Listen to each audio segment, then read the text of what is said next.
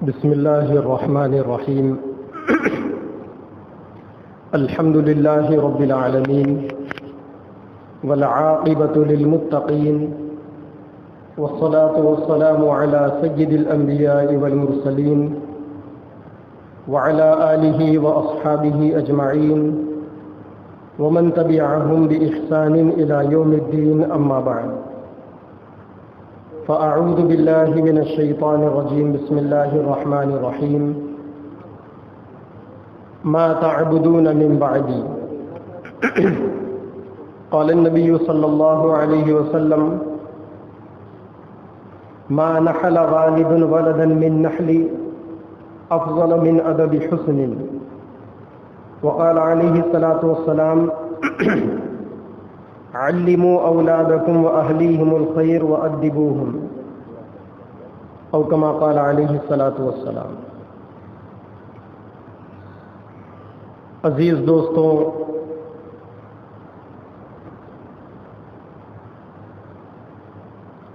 گزشتہ جمعہ میں اولاد کی ایمانی تربیت سے متعلق کچھ ضروری اور اہم باتیں آئی تھی. اولاد جو اللہ تبارک و تعالیٰ کا ایک قیمتی عطیہ ہے، اللہ کی نعمتوں میں ایک عظیم نعمت ہے. دنیا کے قائم رہنے میں، لوگوں کے پیدا ہونے کا، دنیا کے قیام میں ایک بہت بڑا عمل دخل ہے. اولاد کی وجہ سے نسلیں باقی رہتی ہے، خاندانوں کا وجود برقرار رہتا ہے. اولاد ماں باپ کے لیے چین و سکون، بڑھاپے کی راحت اور اطمینان کا سامان ہوتی ہے.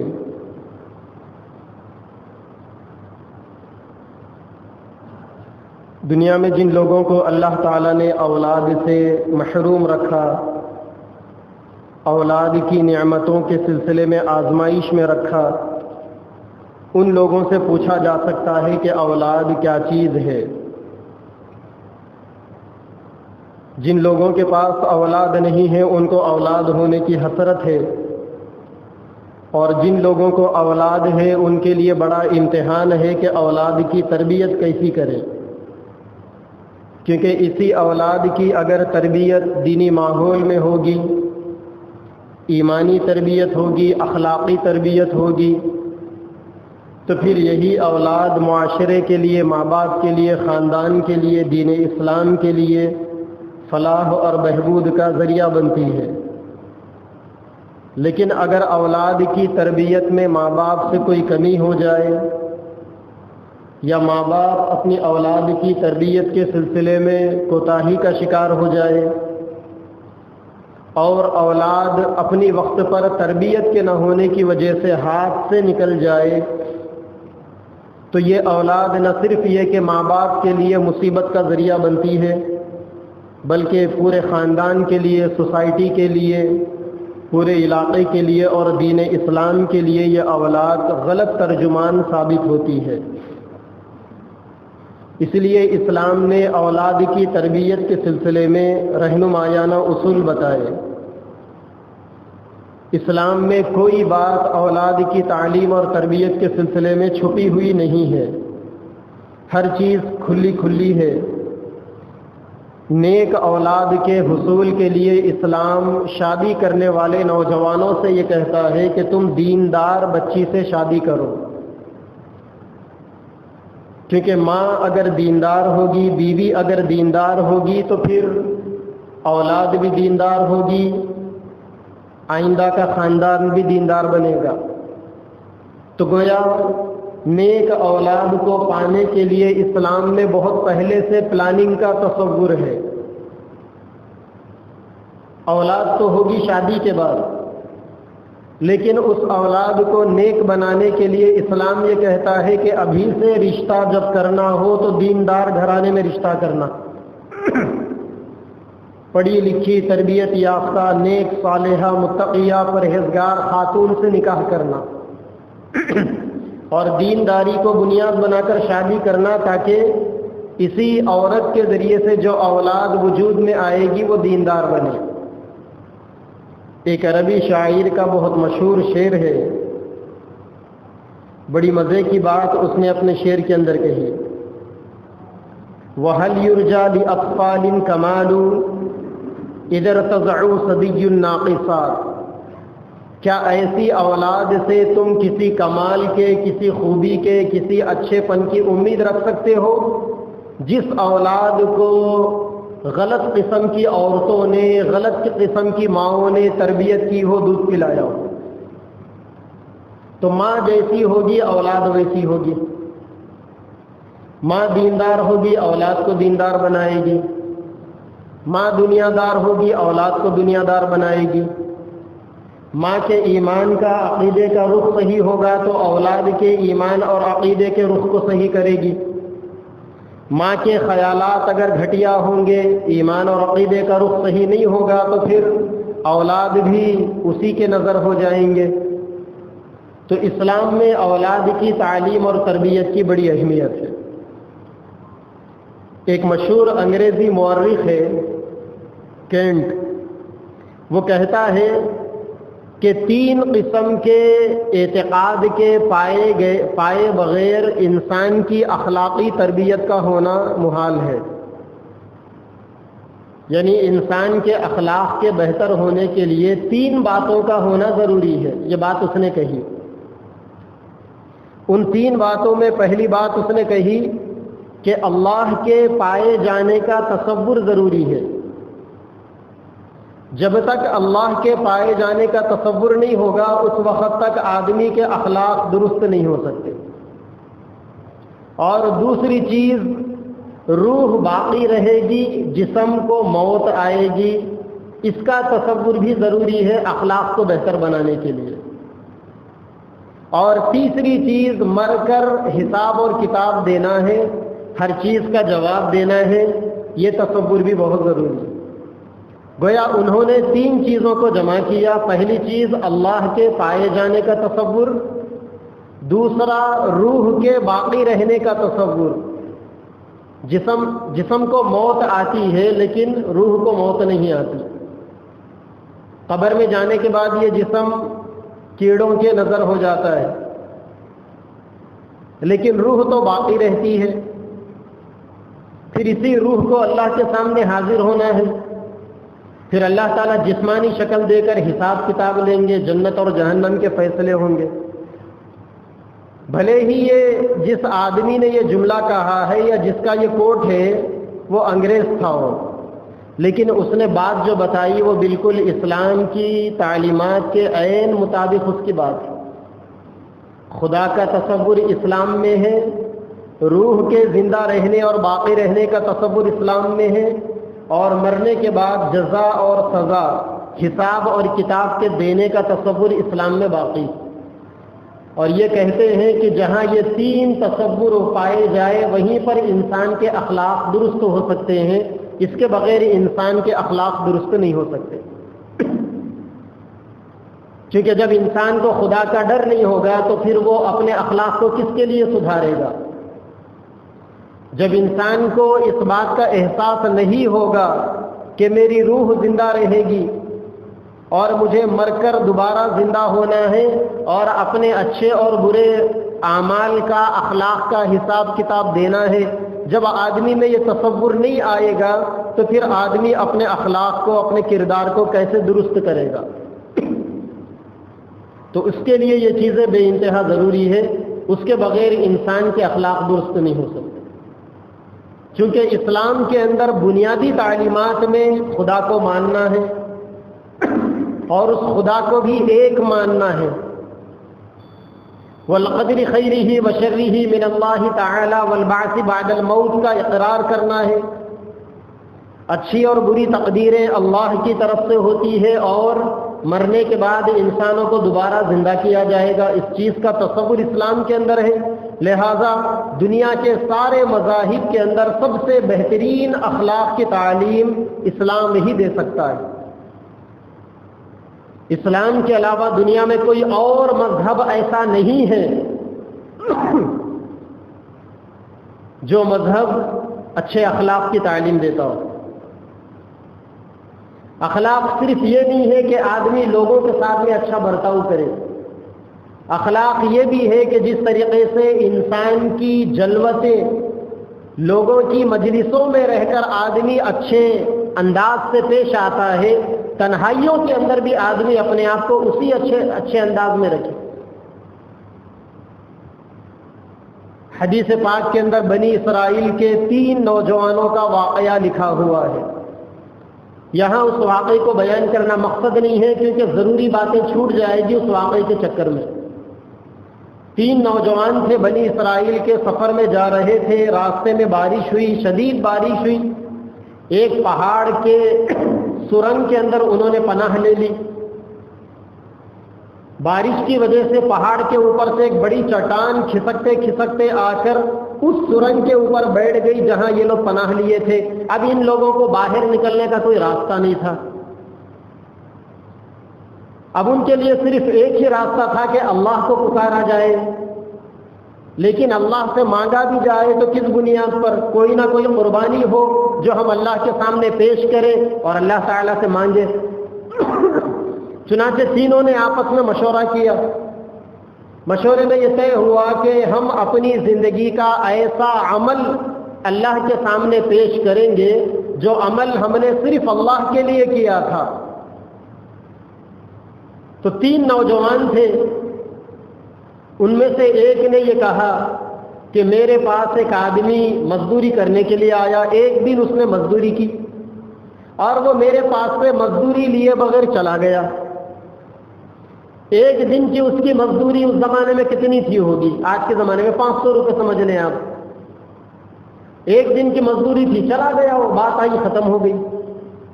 یہ جو جس آدمی نے کام کرایا تھا اللہ نے اس کے دل میں بات ڈالی، اس نے یہ کہا کہ بیچارہ غریب تھا، ایک دن کی مزدوری کے لیے آیا تھا، پتہ نہیں اب کب آئے گا، بہت دن بھی ہو گئے، چلو اس کی ایک دن کی مزدوری سے میں ایک بکری خرید لوں گا اور میں ان بکریوں کو اپنے بکریوں کے ساتھ میں پالوں گا۔ چنانچہ اس نے اس کی ایک دن کی مزدوری سے ایک بکری خریدی۔ اب وہ بکری اس کے بکریوں کے ساتھ میں رہتے رہتے اس نے اپنے بچوں کو جنا، پھر اس کی نسل بڑھی، بڑھتے بڑھتے بڑھتے بڑھتے کئی سال گزرنے کے بعد اس مزدور کو خیال آیا کہ میں اپنی مزدوری جا کر لوں۔ وہ اس آدمی کے پاس آ کر اس نے کہا کہ صاحب میں نے آپ کے پاس ایک دن کام کیا تھا، پیسے لینا بھول گیا اپنی مزدوری، آپ وہ جو ذرا مجھے لوٹا دیجئے۔ تو اس آدمی نے اس کو لے کر میدان میں لے کر گیا۔ پہاڑ کی ایک بڑی گھاٹی تھی، 2 پہاڑوں کے بیچ میں جانور چر رہے تھے۔ اس نے کہا کہ یہ جتنے جانور چر رہے ہیں یہ سب آپ کے ہیں، لے لو۔ اس نے کہا کہ صاحب مذاق مت کیجیے، ایک دن کی مزدوری اتنی ہو سکتی ہے کیا؟ اس نے کہا کہ یقیناً ایک دن کی مزدوری مختصر ہے، لیکن جب تم چلے گئے، کافی دنوں تک تم نہیں آئے، تو میرے دل کے اندر یہ خیال آیا کہ میں آپ کی اس مزدوری کو کاروبار میں لگاؤں۔ میں نے کاروبار میں لگایا، یہ جتنے جانور نظر آ رہے ہیں یہ صرف آپ ہی کے جانور ہیں، آپ لے کر جائیے۔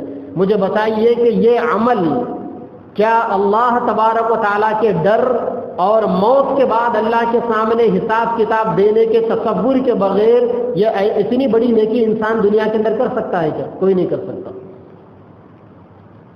وہ یہ کہہ سکتا تھا کہ کہاں کی مزدوری، جائیے آپ، کہہ سکتا تھا وہ، اور یا پھر وہ کم سے کم کئی سالوں کے بعد وہی ایک دن کی مزدوری دے کر چھٹی کر سکتا تھا، لیکن اس نے بڑی ایمانداری کے ساتھ اس ایک دن کی مزدوری سے جانور لے کر پالنے کے لیے ڈالے تھے۔ آج کئی سال کے بعد جب وہ جانور سینکڑوں کی تعداد میں ہو گئے، اس نے اللہ کے سامنے جواب دہی کے 100% احساس کے ساتھ وہ سارے کے سارے جانور اس کے حوالے کر دیے۔ جب اس نے اللہ کے سامنے اس بڑی نیکی کا واسطہ دے کر دعا کیا، چٹان 35% ہٹ گئی، پھر بھی نکل نہیں سکتے تھے وہ لوگ۔ دوسرے نے اپنے ایک عمل کو پیش کیا، اس نے کہا میں مالدار تھا، میری ایک چاچا کی لڑکی تھی، بڑی غریب تھی اور بڑی نیک عورت بھی تھی، وہ ایک دفعہ موقع مل گیا، وہ میرے نیچے آ گئی، بالکل تنہائی میں تھے وہ اور میں، اور مجھے 100% اس کے اوپر کنٹرول تھا زنا کرنے کا۔ وہ پورے میرے کنٹرول میں تھی، میرے قابو میں تھی. جب میں اس کے قریب زنا کے ارادے سے گیا تو اس نے مجھ سے کہا اللہ سے ڈرو، میں یہاں پیٹ کی مجبوری کی وجہ سے آئی ہوں، میں کوئی گندی عورت نہیں ہوں کہ جو زنا کر کر اپنے پیٹ کو پالوں. جب اس عورت نے اللہ کا واسطہ دیا تو فوری اس کو احساس ہوا، وہ پیچھے ہٹ گیا اور اس نے بہت سا مال اس عورت کو دے کر رخصت کیا. اب آپ یہ بتائیں کہ آدمی آخرت میں مر کر اللہ کے سامنے جواب دہی کے احساس کے بغیر، جبکہ عورت اس کے ٹوٹل 100% کنٹرول میں ہو، اپنے آپ کو زنا کے جرم سے کیسے بچا سکتا ہے؟ تو اسلام ہی وہ واحد مذہب ہے روئے زمین کے اندر کہ جو انسانوں کو پبلک لیول کے اور تنہائی کے اخلاق سکھاتا ہے. اور اخلاق کے سیکھنے کی سب سے بہترین عمر بچپن ہے. اسلام ماں باپ سے یہ کہتا ہے کہ تم بچپن سے اپنی اولاد کی تربیت کرو، اخلاق سکھاؤ انہیں. کیونکہ جو درخت بچپن کے اندر جو ڈگر پر چل پڑتا ہے ویسا ہی ہوتا ہے. چھوٹے درختوں کو چھوٹے جب لکڑی باندھ دی جاتی ہے تو وہ سیدھا اوپر کی طرف جاتا ہے، لیکن اگر کوئی جھاڑ چھوٹا ہو، ہوا کے ذریعے سے وہ جھک جائے اور ویسا ہی بڑا ہو جائے تو اس کے بڑے ہونے کے بعد کائنات کی کوئی طاقت اس کو سیدھا نہیں کر سکتی، کاٹ کے پھینک سکتی ہے، سیدھا نہیں کر سکتی. یہی حال انسانوں کے اخلاق کا ہے کہ بچپن کے اندر بچوں کو جو اخلاق سکھا دو ساری زندگی وہی اخلاق اس کی گھٹی میں رہیں گے، اس کی فطرت میں رہیں گے. اگر بچپن سے اولاد بگڑ جائے تو پھر اب مشکل ہے اس اولاد کو اور ان کے اخلاق کو میک اپ کرنا یا ان کو سدھارنا.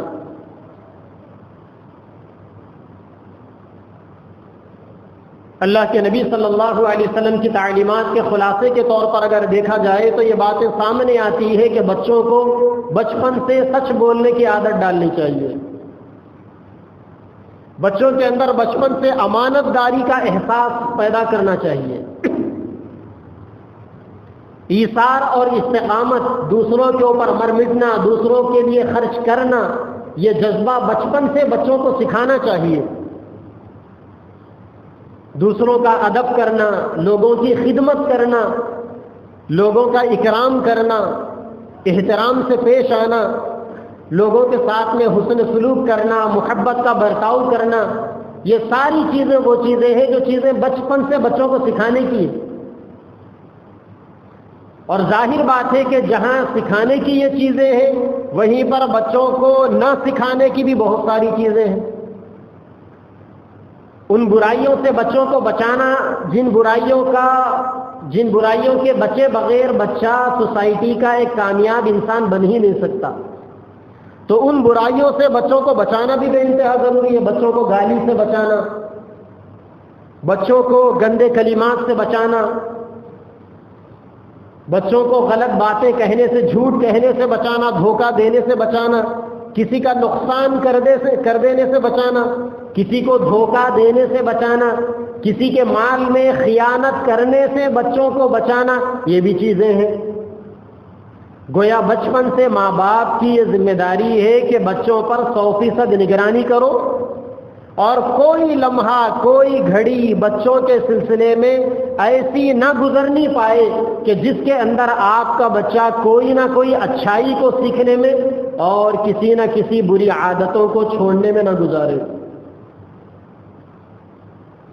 لہذا جس معاشرے کے اندر چھوٹے بچوں کو گلیوں کے حوالے کر دیا جاتا ہے،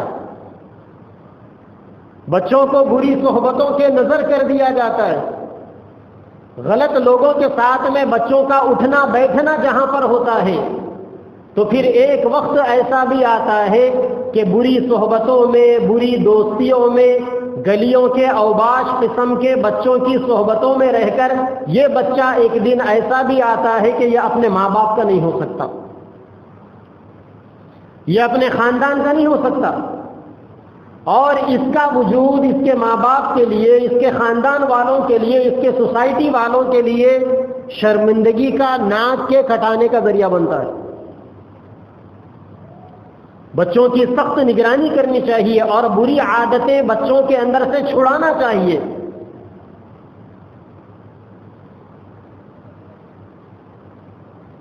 اس وقت پوری دنیا کے اندر تبلیغی جماعت کی برکت سے اردو کتابوں میں یا اردو سے دیگر لینگویج میں منتقل ہونے والی کتابوں میں فضائل اعمال بڑی مشہور کتاب ہے.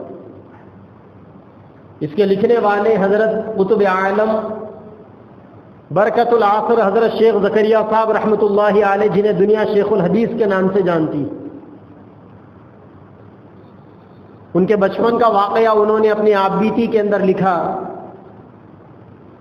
گھر میں کئی ایک چھوٹے بچے تھے، شاید غالباً ان کی بہن تھی، اس نے تکیہ کھینچ لیا تھا ان سے، تو انہوں نے اپنی بہن سے وہ تکیہ کھینچا اور کھینچ کر یہ کہا کہ میرا تکیہ. بات تو کوئی بڑی نہیں تھی. بچوں میں عام طور پر یہ عادتیں ہوتی ہیں، بچے اپنی چیزوں کو دوسروں کو بہت جلد نہیں دیتے. بچوں کے اندر بخیلی پن کی عادتیں پیدائشی طور پر آ جاتی ہیں. جھوٹ بولنا، حسد کرنا، کنجوسی کرنا اور دوسروں کے ساتھ میں ایثار سے نہ پیش آنا، یہ وہ بیماریاں ہیں جو بچوں کے اندر بچپن سے ہی آ جاتی ہیں. آپ بچے کو کوئی چیز دے دو اور بعد میں یہ کہو کہ بیٹا اپنی بہن کو دے دو، نہیں دے گا، کنجوسی کی عادت پیدا ہوگی اس کے اندر. لڑنے کی عادتیں، چھوٹے چھوٹے معصوم بچے، 2 3 سال کے بچے آپس میں لڑ پڑتے ہیں آپس میں، حالانکہ رشتے میں بھائی بہن ہیں. وہ فطرت ہے بچوں کے اندر، اب اس کو سدھارنے کی ضرورت ہے ماں باپ کی. تو انہوں نے اپنی بہن سے تکیہ کھینچا اور کھینچ کر یہ کہا کہ میرا تکیہ. ان کے والد محترم حضرت مولانا یحییٰ صاحب رحمۃ اللہ علیہ، جو اپنے وقت کے بڑے عالم تھے، انہوں نے یہ سارا منظر دیکھا، بچے کی یہ حرکت کو انہوں نے دیکھا. اس کے بعد وہ 3 ساڑھے 3 4 سال کے بچے کو مولانا یحییٰ صاحب نے اتنا مارا اور یہ کہا کہ میرا تکیہ کہا تو نے. کوئی چیز روئے زمین کی انسان کی اپنی نہیں ہوتی، ہر چیز اللہ کی ہوتی ہے. پھر حضرت شیخ صاحب 85 سال 82 سال کی عمر میں ان کا انتقال ہوا.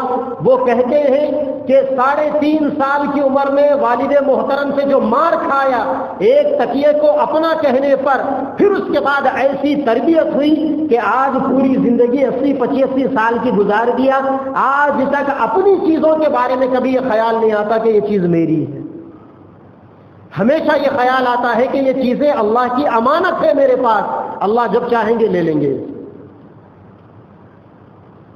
اسی لیے ان کی زندگی میں ان کے سامنے ان کی بیٹیوں کا انتقال ہوا، ان کے اپنے خونی رشتوں کا انتقال ہوا، کبھی احساس نہیں ہوا. انسانی رشتے کے ناطے تکلیف تو ہر کسی کو ہوتی ہے، لیکن سینہ پیٹ کر رونا کہ میری بچی مر گئی، میرا نواسا مر گیا، میرا باپ مر گیا، میری فلاں مر گئی، یہ چیزیں انہی لوگوں کے اندر نہیں آ سکتی جن لوگوں کے زندگیوں میں تو اس تصور کے ساتھ زندگی گزاری جائے کہ ہر چیز اللہ کی. سہارنپور میں رہتے تھے، کاندھلا گئے، چھوٹا سا دیہات ہے. والد محترم لے کر گئے اپنے دادیال میں ان کو. ان کی ایک پھوپھی تھی، پھوپھی کو اپنے اس بھتیجے سے بڑا پیار تھا. پھوپھی نے رنگ برنگی کسی کلر کا اچھا سا کرتا سیا ان کے لیے. 4 سال کے بھتیجے، وہ بھتیجا جس کو آگے چل کر پوری دنیا کے اندر علم میں چمکنا ہے، پوری دنیا کو اپنے کرامات سے، اپنے کمالات سے منور کرنا ہے، اس بھتیجے کے لیے 4 سال کے بھتیجے کے لیے پھوپھی نے ایک کلر کا کرتا سی کر دیا. اب چھوٹے بچے ہیں، نئے کپڑے پہن کر اینٹنے کی عادت ہوتی ہے بچوں کے اندر. اب یہ بھی وہی بچے تھے، انہوں نے کرتا پہنا، اینٹنے لگے. ان کے والد حضرت مولانا یحییٰ صاحب نماز کے لیے گئے تھے. جب نماز ظہر کی نماز کے بعد حضرت مولانا یحییٰ صاحب آئے تو دیکھا کہ صاحبزادے کے جسم کے اوپر نیا کرتا ہے اور اینٹنے میں اپنے آپ ہے وہ. تو حضرت نے بچے کو بلایا اور بلا کر پوچھا کہ یہ کہاں کا کرتا؟ کہنے لگے کہ پھوپھی جان نے پہنایا. تو والد صاحب نے ضروری سمجھا کہ بچے کے دماغ کے اندر سے یہ جراثیم نکالنا بہت ضروری ہے. بچے کے دل میں اچھے کپڑے پہننے کا وائرس آ گیا، اس وائرس کو اینٹی وائرس لگا کر ختم کرنا ضروری ہے۔ چنانچہ انہوں نے پہلے تو بچے کو پیٹا ڈال کے، نئے کپڑے پہن کر اتنا اینٹتا ہے تو ڈال اچھا پیٹا انہوں نے، پھر اس کے بعد وہ کرتا ان کے جسم سے اتار کر ان کے دوسرے کسی چاچا کے یا پھوپھی کے لڑکے کو ہدیہ کر دیا۔ اینٹنے پر مار بھی پڑی اور کرتا پہن کر جو خوشی ملی تھی کرتا بھی گیا۔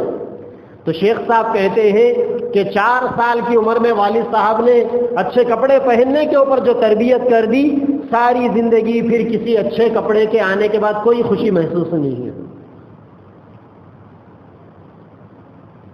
بچوں کی تربیتیں ایسی ہوتی ہیں، ماں باپ کی یہ ذمہ داریاں ہوتی ہیں کہ کوئی لمحہ کوئی گھڑی اپنے بچوں کی تربیت کے سلسلے میں غفلت نہ کرے۔ اسی لیے اللہ کے نبی نے فرمایا کہ کسی باپ نے اپنے بچے کو بہترین تربیت سے زیادہ قیمتی تحفہ کوئی اور نہیں دیا۔ آپ اپنے بچوں کو اچھے کھانے کھلائیں گے، اچھے کپڑے پہنائیں گے، اچھا سا گفٹ دلائیں گے انہیں، یہ ساری چیزیں اپنی جگہ پر قیمتی ہے۔ سب سے قیمتی تحفہ بچوں کے لیے باپ کی جانب سے ان کی تربیت کرنا ہے۔ وہی تربیت حضرت شیخ زکریا صاحب رحمۃ اللہ علیہ کے والد نے کی۔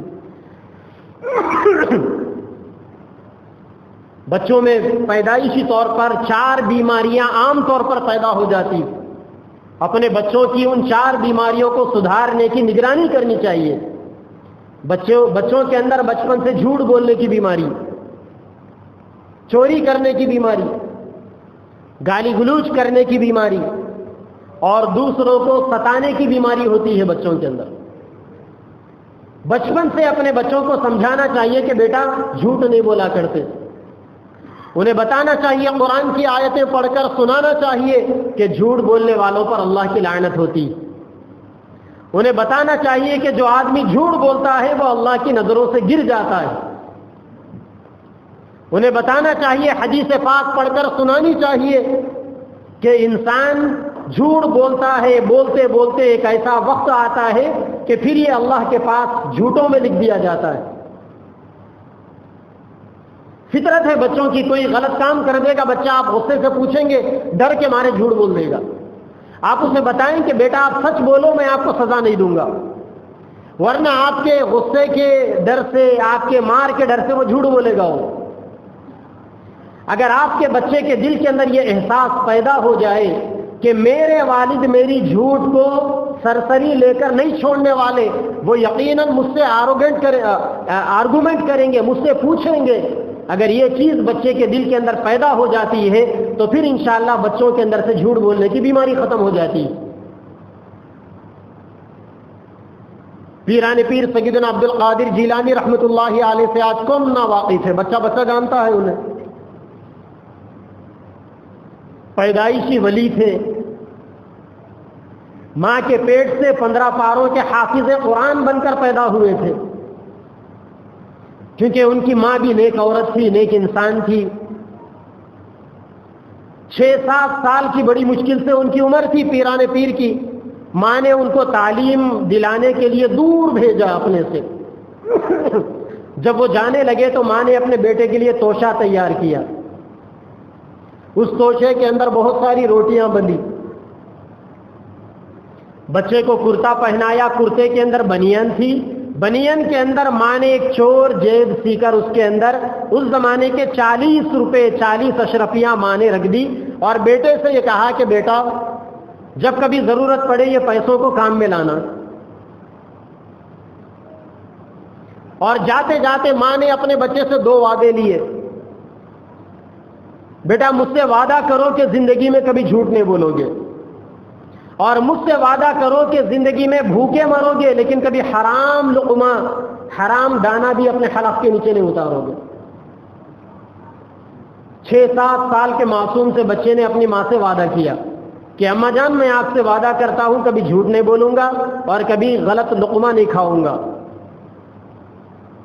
جاتے جاتے راستے کے اندر چوروں کی ٹولی ہوتی تھی اس زمانے میں، مسافروں کو ٹھگتے تھے وہ لوگ، قافلوں کو لوٹتے تھے چور۔ تو ان کا جو قافلہ تھا سیدنا عبد القادر جیلانی رحمۃ اللہ علیہ کا، اس قافلے کو بھی چوروں نے لوٹا۔ ایک چور پیرانے پیر کے پاس آیا، چھوٹا سا بچہ ہے، آ کے ان کے کان میں پوچھا کہ بیٹا تمہارے پاس کچھ ہے؟ اس کی شرافت دیکھو کہ چھوٹے بچے سے وہ پوچھ رہا ہے. اور یہاں پیرانے پیر کی نیکی دیکھو، انہوں نے کہا میرے اندر کے جیب میں 40 اشرفیاں ہیں. وہ چور دنگ رہ گیا. اس نے پیرانے پیر کو اس 6-7 سال کے بچے کو اپنے باس کے پاس لے کر گیا اور کہا کہ دیکھیے ہم نے اس قافلے سے بڑے لوگوں سے جتنا لوٹنا تھا لوٹ لیا، یہ چھوٹا سا بچہ ہے، ہم نے اس سے پوچھا کہ کچھ ہے تو یہ کہتا ہے کہ میرے پاس 40 اشرفیاں ہیں اور اندر بنین میں چور جیب میں ہیں. تو وہ جو باس تھا اس نے پیرانے پیر کو بازو لیا، لے کر محبت سے پوچھا کہ بیٹا صحیح صحیح بولو آپ کے پاس کیا ہے؟ اس نے کہا کہ چچا بالکل سچی سچی میرے پاس 40 اشرفیاں ہیں. پھر اس چور نے کہا کہ بیٹا تم کو معلوم ہے ہم لوگ چور ہیں، اگر تم ہمارے سامنے صحیح بات کر دو گے تو ہم تمہارے یہ پیسے چوری کر لیں گے، تم کو معلوم ہے نا؟ پیرانے پیر نے کہا کہ ہاں معلوم ہے. پھر اس چور نے کہا کہ پھر تم نے سچ سچ کیوں بولا ہمارے سامنے، جھوٹ کیوں نہیں بولا؟ پیرانے پیر نے کہا کہ میں جب گھر سے چلا تھا تو میری ماں نے مجھ سے وعدہ لیا تھا کہ بیٹا مجھ سے وعدہ کرو کہ کبھی زندگی میں جھوٹ نہیں بولو گے. میں نے اپنے ماں کے وعدے کو نہیں توڑا. بس یہ ایک جملہ پیرانے پیر کا سننا تھا. 70 چوروں کی ٹولی تھی وہاں پر. چوروں کا جو سردار تھا اس نے سارے اپنے چوروں کو جمع کیا، اپنے چیلوں کو، چمچوں کو، اور جمع کر کر کہا کہ دیکھو دوستو 6 سال کے بچے نے اپنے ماں کے ساتھ میں جو جھوٹ میں بولنے کا وعدہ کیا تھا اس کے اوپر 100% اس نے عمل کیا. ہائے افسوس کہ ہم بھی اللہ کے سامنے وعدہ کر کر آئے تھے کہ زندگی میں کبھی چوری نہیں کریں گے، ہم نے اللہ کے وعدے کو بھلا دیا تھا. سارے چوروں نے اپنا محاسبہ کیا، جائزہ لیا، اور وہ سارے کے سارے چوروں نے رو رو کر دعا کی، توبہ کی. 6 سال کا بچہ ان 70 چوروں کے توبہ کا ذریعہ بنا. پیرانے پیر عبد القادر جیلانی رحمۃ اللہ علیہ جب بڑے ہو گئے آپ نے اپنی مجلس کے اندر اس واقعے کو بیان کیا. کسی نے پوچھا کہ حضرت پھر ان 70 چوروں کا کیا حال ہوا؟ پیرانے پیر نے کہا کہ اللہ نے ان 70 چوروں کو میری برکت سے وقت کا ولی بنا دیا. ایک بچے کو سچ بولنے کی عادت ڈالنے کا نتیجہ یہ نکلا کہ اللہ تعالیٰ نے 6-7 سال کے سچے بچے کی برکت سے، اس کی زبان سے نکلنے والے سچ بول کی برکت سے 70 چوروں کو اللہ تعالیٰ نے نہ صرف یہ کہ نیک توفیق دی بلکہ اپنے وقت کا ولی بنایا. انہیں تربیت بچوں کی بچپن سے ہوتی ہے اور بچے اپنی ماں باپ سے سیکھتے ہیں جھوٹ بولنا. اللہ کے نبی صلی اللہ علیہ وسلم، ایک عورت نے اللہ کے نبی کو دعوت دی. اس عورت کا ایک چھوٹا سا بچہ تھا، حضرت عبداللہ بن عامر. وہ چھوٹا بچہ کھیلتے کھیلتے کہیں باہر چلے گیا. ماں نے اپنے بچے کو بلایا، بیٹے ادھر آؤ ایک چیز دوں گی. اللہ کے نبی دیکھ رہے ہیں سب کچھ. وہ بچہ آیا، اللہ کے نبی نے ماں سے پوچھا ماں اردتی ان تعطیہ، تم نے بچے کو جو بلایا کہ بیٹے ادھر آ جاؤ تمہیں کچھ دینا ہے، تم کیا دینا چاہتی تھی بچے کو؟ انہوں نے کہا کہ یا رسول اللہ کھجور دینا چاہتی تھی، اور جب بچہ آیا تو میں نے اس کو کھجور دے دیا. اللہ کے نبی نے کہا کہ تم نے اچھا کیا، اگر تم اس بچے کو بلا کر کھجور نہ دیتی تو تم جھوٹوں میں لکھی جاتی. آج کل ہوتا ہے نا گھروں میں، بیٹے ہوم ورک کر لو کیڈبری دلائیں گے، ہوم ورک ہو گیا کیڈبری نہیں آیا. جھوٹ ہے نہیں ہے یہ؟ آپ جھوٹ اپنے گھروں میں بچوں کو سکھا رہے ہو تو پھر آپ کا بچہ تو جھوٹا ہی بنے گا نا، سچا کیسے بنے گا وہ؟ آپ جو کچھ کہتے ہو نا بچے وہ نہیں سیکھتے، آپ جو کچھ کرتے ہو بچے وہ سیکھتے ہیں. باپ گھر کے اندر اپنی عورت کو گالی دے رہا ہے، بچے دیکھ رہے ہیں، بچہ سیکھ رہا ہے گالی دینے کا طریقہ. باہر نہیں مل رہی ٹریننگ، گھر میں مل رہی ہے ٹریننگ اسے. باپ اپنے بچوں سے کہتا ہے، بچہ اسکول جانے کے لیے ضد کر رہا ہے، باپ کہتا ہے کہ بیٹے چلو شام میں تم کو گھمانے کے لیے پارک لے کر جاؤں گا. بچہ اسکول سے آتا ہے، رات میں باؤجان، شام میں باؤجان نے بچے کو پارک لے کر نہیں گئے تو بچے کو سمجھ میں آ گیا کہ ایسے ہی جھوٹ بولنا چاہیے، ایسے ہی دھوکے دینا چاہیے. اور سکھایا کس نے؟ سکھایا باپ نے. اسی لیے اولاد کی اخلاقی تربیت کے لیے پہلے باپ کو اپنی تربیت کرانا ضروری ہے، ورنہ بگڑا ہوا باپ، بگڑی ہوئی ماں کیا تربیت دیں گے اپنی اولاد کو؟ وہی کچھ سکھائیں گے جو کچھ یہ سیکھے ہوئے ہیں۔ یہی وجہ ہے کہ آپ نکل کر دیکھو کیسے بچے ملیں گے آپ کو، جیسے ماں باپ ہے ویسے ہی بچے ملیں گے آپ کو۔ باپ گھر کے اندر گالی گلوچ کرتا ہے، بیٹے بھی گھر کے اندر گالی گلوچ کریں گے، اور وہی گالی گلوچ سیکھ کر بیٹا اپنی ماں کو گالی دے گا۔ باپ جب کہے گا کہ بیٹا گالی نہیں دیتے، تو بیٹا پلٹا کر کہے گا کہ ابا جان میں نے آپ سے ہی سیکھا، آپ میری ماں کو گالی دیتے تھے، میں بھی میری ماں کو گالی دے رہا ہوں، کیونکہ میں نے میری ماں کو گالی دینا آپ سے سیکھا ہے۔ آج اگر کوئی بیٹا بوڑھی ماں کو اگر مارتا ہے تو اس نے وہ مارنا اس کے باپ سے سیکھا، کیونکہ ایک زمانے میں باپ بھی پی کر آ کر اس کی بیوی کو مارتا تھا، بچہ دیکھتا تھا کہ میرا باپ میری ماں کو مار رہا ہے، لہذا مجھے بھی بڑا بن کر میری ماں کو مارنا ہے۔ بچہ بچپن سے گھر کے اندر سیکھ رہا ہے دوسروں کو ستانا، تکلیف دینا۔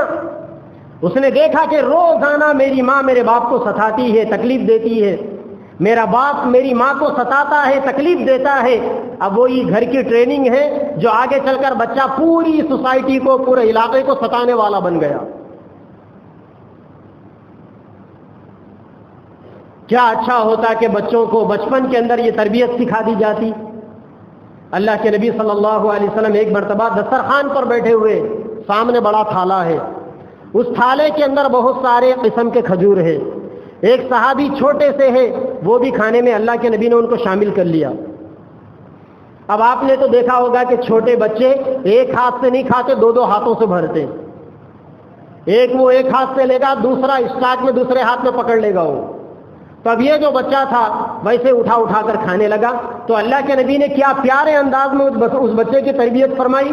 آپ نے کہا یا بنیا، اے میرے بچے۔ یہاں سے یہ سمجھ میں آیا کہ بچوں کو پیار کی زبان جلدی سمجھ میں آتی۔ ڈرانا، دھمکانا، غنڈا گردیاں بچوں پہ نہیں چلتے۔ اگر غنڈا گردی دکھاؤ گے تو بڑا ہو کر غنڈا بنے گا، وہ آپ کو ڈرائے گا۔ وہ آج وہ بچہ ہے، آپ جوان ہیں، آپ نے اس کو ڈرایا، اس کے اوپر غنڈا گردی دکھائی، کل وہ جوان ہوگا، آپ بوڑھے ہو جائیں گے، آپ پہ غنڈا گردی دکھائے گا۔ وہ ہر گھر میں مل جائے گی اس کی مثال، ایکسپلین کرنے کی ضرورت نہیں۔ تو اللہ کے نبی نے کیا کہا؟ یا بنیا، اے میرے بیٹے، حالانکہ وہ آپ کا بیٹا نہیں تھا۔ کل بیمینک، سیدھے ہاتھ سے کھاؤ، الٹے ہاتھ سے مت کھاؤ، کیونکہ الٹے ہاتھ سے شیطان کھاتا ہے۔ سیدھے ہاتھ سے کھاؤ۔ وکل مما یلیکا، اور جو اپنے سامنے ہے وہ کھاؤ، دوسروں کے سامنے کی چیزوں پہ ہاتھ مت ڈالو۔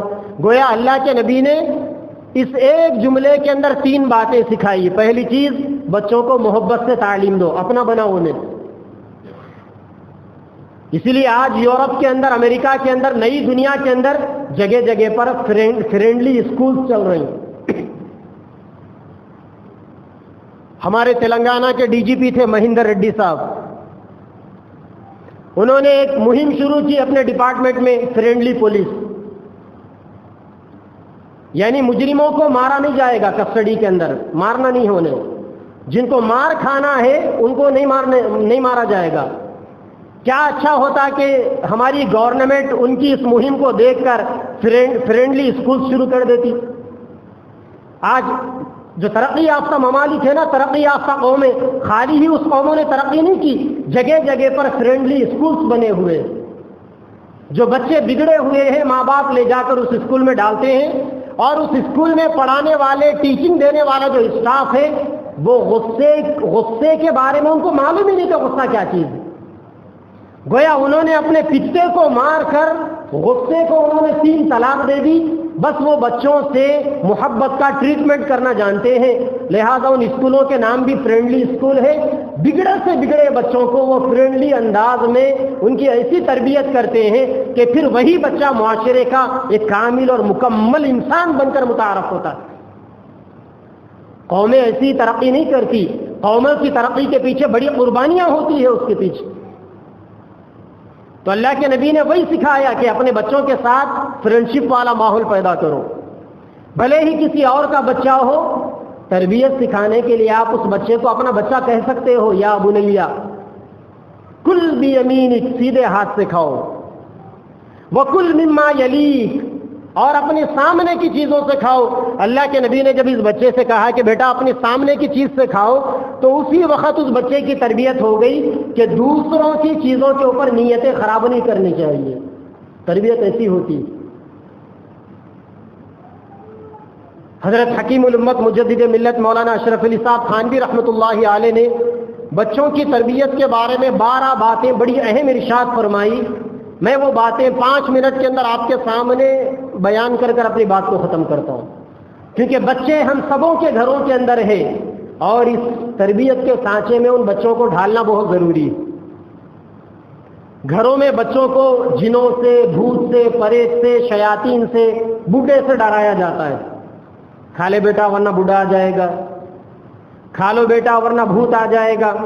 اور اب تو گھروں کے اندر مائیں مولویوں سے ڈراتی ہے، کھا لو بیٹا ورنہ مول صاحب آ جائیں گے۔ کوئی مول صاحب گھر کے سامنے سے گزر رہے تھے، ماں گھر کی چوکھٹ کے اوپر بچے کو کھانا کھلا رہی تھی، بچہ کھانے کے لیے تیار نہیں، ماں نے ڈرانے کے لیے کہہ دیا کھا لو ورنہ مول صاحب کو پکڑ کر دے دوں گی۔ اب اس بچے کو یہ سمجھ میں آ گیا کہ یہ مول صاحب کوئی کرمنل انسان ہے، کوئی ٹھاکر ٹائپ کا آدمی ہے، لہذا مول صاحب کے ہتھے نہیں چڑھنا چاہیے۔ لہذا جب تک بچہ ہے مکتب میں مول صاحب کے ہتھے نہیں چڑھتا، اور مدرسے میں بھی جاتا ہے تو جلدی ہاتھ پر نہیں چڑھتا، اور جماعت میں بھی جانے کا موقع آتا ہے تو اللہ میاں کی پولی سے بھاگو بھاگو بھاگو۔ بچپن میں ماؤں نے مول صاحبوں سے جو ڈرا دیا، تو اب بچوں کے پوری زندگی میں مول صاحبوں سے گیاس ہو گیا۔ اسی لیے پچھلے زمانے کے اندر لوگ اپنے بچوں کو اللہ والوں کے پاس، مسجد کے امام صاحب کے پاس، علماء کے پاس لے جا کر بٹھاتے تھے، اور بچوں کی تربیت کے لیے ان کے واقعات بچوں کو پڑھ کر سناتے تھے۔ غیر ضروری قصے کہانیاں بچوں کو سنانے کے بجائے صحابہ کرام کے واقعات، پیغمبروں کے واقعات، اللہ والوں کے واقعات ان بچوں کے سامنے پڑھ کر سنائے جائیں۔ البتہ ماں کی یہ ذمہ داری ہے کہ بچے کو باپ سے ڈرائے، کھا لو بیٹا ورنہ ابو جان ناراض ہو جائیں گے۔ اگر یہ چیز بچے کے دل کے اندر اگر بیٹھ جائے تو یہاں 2 فائدے ہوں گے، ایک تو بچے کے دل میں باپ کا ڈر ہوگا، اور دوسرا باپ کا احترام ہوگا، اور باپ بھی اپنی اولاد کو سمجھائے کہ بیٹا امی جان سے محبت کرنی چاہیے۔ یہاں تو دونوں کی اپنی اپنی فائٹنگ جاری ہے، لہذا کون دوسرے کے بارے میں کہاں بولنے والا۔ بچپن کے اندر بچوں کو عادت ڈالنی چاہیے کہ بال بڑے نہ رکھیں۔ چھوٹے بچوں کے بال آپ جتنا نکالیں گے، سائنٹیفکلی بھی اس کے فائدے ہیں نا، بچوں کی گردن موٹی ہوگی، بچوں کے سر کی رگیں مضبوط ہوگی، بچوں کا حافظہ بڑھے گا، ذہن تیز ہوگا۔ اسی لیے اسلام نے کہا کہ 7 دن کے بچوں کے بال نکال دو، کیونکہ بچہ جب پیدا ہوتا ہے سر پر بال لے کر، اللہ کے نبی نے فرمایا کہ وہ بال گندگی ہے۔ جب تک یہ بال آپ کے بچے کے سر پر رہیں گے، بچے کا ذہن کمزور ہوتا رہے گا، فوری بال نکال دو۔ اور بچپن میں بچوں کو بڑے بڑے بال رکھنے کی عادت مت ڈالو، اور سب سے بہترین تربیت بچوں کو بچپن میں گنڈو کرا دینا چاہیے۔ انگریزی کٹنگ کرانے کی آپ بچپن سے عادت ڈالیں گے تو پھر بڑا ہو کر آپ کا بچہ نبی کے پسندیدہ بال کیوں رکھے گا، وہی انگریزوں کے بال رکھے گا۔ آپ نے بچے کو غلط ڈگر پر ڈالا، جب بچہ آپ کے کنٹرول میں تھا آپ نے انگریزوں کے بال، انگریزوں کا ہیئر اسٹائل آپ نے اس کو دیا، جب وہ بڑا ہو جائے گا تو وہی انگریزوں کے ہیئر اسٹائل کو فالو کرے گا، نبی کے سنت بال نہیں رکھے گا وہ۔ اور اگر چھوٹی بچیاں ہیں تو بچپن سے بچیوں کے اندر زیور کی نفرت پیدا کرو۔ بھائی بچی آپ کی ہے، آپ بڑے ہونے کے بعد اس کو 50 تولے ڈالو، 100 تولے ڈالو، کوئی مسئلہ نہیں، مگر اس کے اندر زیور کی نفرت پیدا کرو، کیونکہ جب بچیوں کے اندر زیور کی نفرت آئے گی نا، اگر آپ اس کو 1 کلو بھی سونا پہنائیں گے، ہر سال پابندی سے وہ زکات دے گی، ورنہ آپ آدھا تولہ بھی دیں گے تو وہ یہ کہے گی کہ سونا میرا ہے، میں زکات نہیں دینے والی۔ بچپن سے بچوں کو صدقہ کرنے کی عادت ڈالو، مسجدوں کو لے کر آؤ گے آپ، 10 روپے بچے کو دے دو اور کہو کہ بیٹا مسجد کے گلے میں ڈالو، 10 فنڈ میں ڈال دو، وہ غریب باہر بیٹھا ہوا ہے اس کو صدقہ کر دو، خاندان کے اندر کوئی غریب ہے بچے کے ہاتھ سے دو، تاکہ بچپن سے بچوں کو دینے کی عادت پڑے، کیونکہ بچوں کے اندر کنجوسی کی بیماری ہوتی ہے۔ آپ کوئی چیز لائے، آئس کریم لایا آپ نے، کوئی فروٹس لایا آپ نے، کوئی چیز کھانے کی آپ نے لے کر آئی، گھر میں 2-4 بچے ہیں، بڑے بچے کو دو اور آپ بیٹھ جاؤ کرسی ڈال کر اور آپ کہو کہ بیٹا سب کو برابر برابر دو، میں دیکھوں گا۔ بچہ جب بانٹے گا تو بچپن سے بچے کو دینے کی عادت پڑے گی۔ اگر آپ یہ عادت نہیں ڈالیں گے تو پھر آپ کا یہی بڑا بچہ آپ کے مرنے کے بعد آپ کی ساری پراپرٹی آپ کے بیٹیوں اور آپ کے چھوٹے بچوں کو حق میں دے کر کھا جائے گا۔ یہ بچوں کو زیادہ کھانے سے روکے، کم کھلائے بچوں کو۔ اور ایک بات یاد رکھیں، سیدنا علی مرتضیٰ رضی اللہ تعالیٰ عنہ فرماتے تھے کہ اے لوگوں، کم کھانے میں 1000 فائدے ہیں، پیٹ بھر کر کھانے میں ایک بھی فائدہ نہیں۔ اس لیے بچوں کو بچپن سے کم کھلاؤ، کیونکہ بچہ جتنا کم کھائے گا اتنا شارپ مائنڈ ہوگا، اور جتنا پیٹ بھرے گا اتنا اس کا دماغ خالی ہوتا جائے گا۔ اور کم کھلانے کی ایک سب سے بڑی عادت یہ بھی ہے، آج کل باوا جان کو دعوت آ گئی، 4 بچوں کو لے کر چلے گئے، بن دعوت ہی لے کر جا رہے ہیں آپ بچوں کو، بچپن سے اس کو پھپٹ کے کھانے کی عادت ڈال رہے ہیں آپ۔ اگر پوری فیملی کی بھی دعوت ہے تو بچے کی تربیت کے لیے بچوں کو لے کر مت جاؤ، یا اس سے اچھا انداز تربیت کا یہ ہے کہ ان لوگوں سے کہہ دو کہ ہم ضرور آئیں گے آپ کی دعوت میں مگر کھانا نہیں کھائیں گے۔ آپ گھر کے اندر مغرب کے بعد بچوں کو لے کر کھانا کھلا دو، عشاء کے بعد، کیونکہ آج کل کوئی فنکشن 9-10 بجے سے پہلے تو نہیں ہوتا، جا کر مبارکبادی دے دو تاکہ آپ کے بچے کو یہ سمجھ میں آ جائے کہ کسی اور کی دعوتوں کے چکر میں اپنے شیڈول کو بیکار نہیں کرنا۔ سفید کپڑوں کی عادت ڈالو بچوں کے اندر، کیونکہ اللہ کے نبی کو سفید کپڑے پسند تھے، اور صفائی ستھرائی کا اہتمام کراؤ بچپن سے۔ بچہ بیدار ہو گیا فوری جاؤ منہ دھو کر آؤ، وضو بنا کر آؤ، رات میں سونا ہے وضو بنا کر سو جاؤ، کوئی کام کر دیا ہاتھ دھو لو فوری۔ ہر چیز کے اندر صفائی ستھرائی کی عادت۔ دیکھو جب سے کورونا وائرس آ گیا، چھوٹے چھوٹے معصوم بچوں کو سینیٹائزر کی عادت ڈال دو۔ ٹیوشن بھی اگر بچہ جا رہا ہے تو سینیٹائزر کی ڈبی رکھی ہوئی ہے، ہر تھوڑی دیر میں قطرہ ڈال کر رہا ہے۔ تو یہاں سے یہ پتا چلا کہ اگر ماں باپ چاہیں تو اپنے بچوں کو عادت ڈال سکتے ہیں۔ اسی طریقے سے بچوں کو ضد میں آنے مت دو بچوں کو۔ اگر بچہ کسی چیز کی ضد کرتا ہے تو اس کی ضد کو چھڑاؤ، اور اس کو تربیت کرنے کے لیے مار بھی سکتے ہو۔ بچوں کو اونچی آواز میں بات کرنے مت دو۔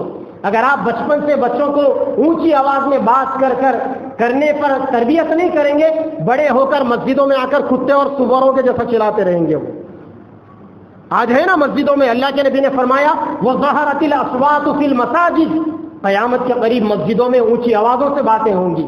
بچپن میں اگر باپ تربیت دے دے گا گھر میں، یہاں آ کر یہ شہنشاہوں کے شہنشاہ کا دربار ہے، خاموشی سے آ کر خاموشی سے چلا جائے گا۔ بری صحبتوں سے بچوں کو بچاؤ، جلدی سونے کی عادت ڈالو اور جلدی اٹھنے کی عادت ڈالو بچوں کو، تہجد کی عادت ڈالو بچپن سے بچوں کو، فجر کی نماز کی عادت ڈالیے بچوں کو۔ بچوں کو آتش بازی، کھیل تماشا، پتنگ اڑانا، یہ فضول کے جو کام ہیں ان سے بچاؤ، اور کبھی کبھی بچے کو پیسے دے کر دکان بھیجو، دیکھو کہ وہ کیا خریدتا ہے، آپ کو پتا چلے گا کہ اس کی چوائس کیا ہے۔ اگر اس نے اچھی چیز خریدی ہے اس کی حوصلہ افزائی کرو، شاباشی دو۔ اگر اس نے غلط چیز خریدی ہے اس کو سمجھاؤ کہ بیٹا یہ مال اللہ کی امانت ہے، قیمتی ہے، غیر ضروری چیزوں میں اس مال کو برباد نہیں کرتے۔ اور بچوں کو اپنا کام کرنے کا عادی بناؤ، ہر کام آپ کر بچوں کو سیلفش مت بناؤ، بچوں کو راحت طلب ممی ڈیڈی مت بناؤ، بچوں کو اسٹرگل کرنے کی عادت ڈالو، بچوں کو بھاگنا سکھاؤ، ان کو کھیلنا سکھاؤ۔ بہرحال یہ کچھ باتیں ایسی باتیں ہیں کہ جن باتوں پر عمل کر ہم اپنے بچوں کی اخلاقی تربیت کر سکتے ہیں۔ بچوں کو غیر ضروری باتیں بولنے مت دو، خاموش بیٹھنے کی عادت ڈالو۔ اگر بچہ بچپن سے خاموش ہوگا وہ حکمت والا بنے گا، وہ سوچنے والا بنے گا۔ بچوں کو سکھاؤ کہ بیٹا کیسا سوچا جاتا ہے، چیزیں بتاؤ، آپ دیکھو اللہ کی یہ کائنات ہے، اس میں کیسے غور و فکر کیا جاتا ہے۔ یہ ساری چیزیں وہ چیزیں ہیں جو بچوں کی اخلاقی تربیت سے تعلق رکھتی ہے۔ بچپن سے اگر بچوں کی ایسی اخلاقی تربیت ہو جائے گی نا تو پھر میں آپ کو بتاؤں گا، آج کے زمانے میں اگر کوئی آدمی کسی مدرسے میں 10 سال لگا کر جتنا علم سیکھ کر آئے گا نا، اس میں سے آدھے سے زیادہ علم بچپن سے اس کو گھر میں مل جائے گا۔ الگ سے پھر اساتذہ کو محنت کرنے کی ضرورت نہیں پڑے گی۔ تو یہ چند چیزیں ہیں بچوں کی تربیت سے متعلق، چھوٹی چھوٹی چیزیں جو الگ الگ کتابوں کے اندر بکھری ہوئی تھی، ایک جگہ جمع کر آپ کے سامنے رکھ دیا گیا۔ اب ان باتوں کی روشنی میں ہم اپنے بچوں کی اگر تربیت کریں گے، گزشتہ جمعہ میں بچوں کی ایمانی تربیت کے بارے میں بات آئی تھی، ان کا ایمان کیسے بنانا، اور آج بچوں کی اخلاق، ان کے بیہیویئر، ان کا کردار، ان کا دوسروں کے بارے میں ڈیل کرنے کا، دوسروں کے بارے میں رہن سہن کا انداز، ان چیزوں کی اگر تربیت ہوگی تو انشاءاللہ ہمارے بچے ایک طرف کامل اور مکمل ایمان والے بنیں گے، اور دوسری طرف پیارے نبی صلی اللہ علیہ وسلم کے عملی اخلاق کا نمونہ بنیں گے۔ اللہ تعالی ہمارے بچوں کی تربیت فرمائے، اور سارے ماں باپ کو اللہ تعالیٰ توفیق دے کہ وہ اپنے بچوں کی ایمانی اور اخلاقی تربیت کرنے کے اندر سنجیدہ بن جائے۔ وآخر دعوانا ان الحمد للہ رب العالمین۔